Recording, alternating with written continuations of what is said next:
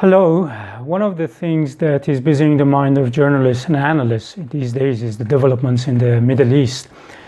Everybody is asking the question, what is happening in the Middle East and what is the reason behind the US announcement of increasing military buildup in the region.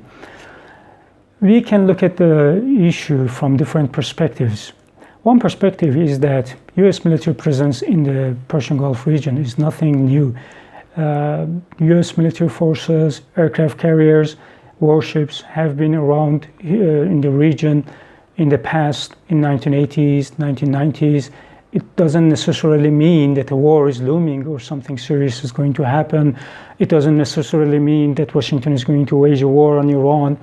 Number two, we can say that when the US military buildup in the region increases, it may mean that there is not going to happen a war between the US and Iran, because their military presence, when they get a thicker military presence in the vicinity of Iranian borders, it means that Iranians have the upper hand now. Now the American troops and military equipment bases in the region are within the range of Iranian missiles.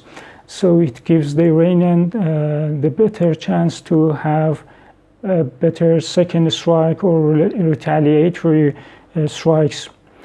From another perspective, we can say that the escalation of tensions and the psychological warfare that Washington is waging against Tehran can be partly contributed to the influence of neocon hardliners like John Bolton and Mike Pompeo, who have for long sought a war with Iran.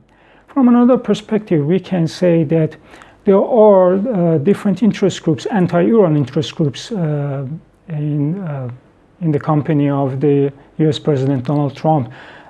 Figures, people, countries, and groups like Benjamin Netanyahu of Israel, monarchs of Saudi Arabia, the UAE, and Bahrain, lobby leaders like Sheldon Adelson, who have always wanted more pressure on Iran and have always pressed Donald Trump to pose more pressure on Iran. So from this perspective, we can say that maybe these interest groups are posing more pressure, and on the other hand, Donald Trump is demanding more, to giving them a favor, to meeting part of their demands with more pressure and asking them to do what Donald Trump wants. We can look at the issue from another angle and say that now the US is selling more oils than even OPEC member countries. So higher oil prices is now something that Washington is after. Maybe Washington is earning more with higher oil prices because now it's not an oil buyer, but an oil exporter, and not an ordinary oil exporter. Some people believe that the US is currently selling 5 times more oil than an OPEC member like Saudi Arabia. From another perspective, we can say that as the US presidential election of 2020 is drawing nearer, Donald Trump is trying to secure his position to win the election, to win the next race for the White House, with meeting what anti-Iran figures want. Because in the last election, those who contributed financially to his election campaign were mostly people who were anti-Iran figures. And even arms companies and lobbies of weapons, they are also after more tension in the region in order to sell more arms to the monarchs of the region.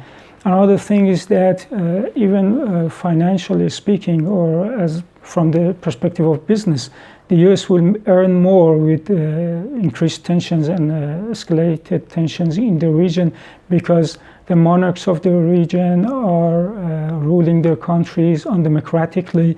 They want to buy their security with paying more to Washington. And Washington is trying to convince them that Iran is posing a serious threat to the region. And the game is playing these days is part of this big scenario. Also, we can look at the issue from this angle that Donald Trump is trying to follow the same strategy, to pursue the same strategy he followed in case of North Korea. He managed to meet North Korean leader, and here he want to achieve the honor to be the first U.S. president who has ever met an Iranian president. No U.S. president has ever achieved this accomplishment. So it can be a big honor in his resume. And maybe he thinks, Donald Trump thinks, that posing more pressure on Iran, pressing Iranian officials, he can get them back to the negotiating table and then pose for photos to boast that he has been the only or the first U.S. president who has got Iranian presidents to the same table with an American president. We can look at the issue from another perspective. Now, Iran-Iraq relationship is at the highest of its status. The two countries are enjoying the best bilateral relations in the region. No two countries in the region are enjoying the level of ties that Tehran and Baghdad are now having. Both countries are the number one or the top trade partners of each other. So despite the fact that the U.S. played a very constructive role in the region with toppling a dictator like Saddam Hussein in 2003, the fact is that Washington was not after helping Iranians and to have the best ties with Iraq. Before the fall of Saddam Hussein, Iran and Iraq didn't have any diplomatic relations, they didn't have any kind of trade. Now the two countries are enjoying the best kind of relations, something that the Americans didn't expect to happen after the 2003 invasion.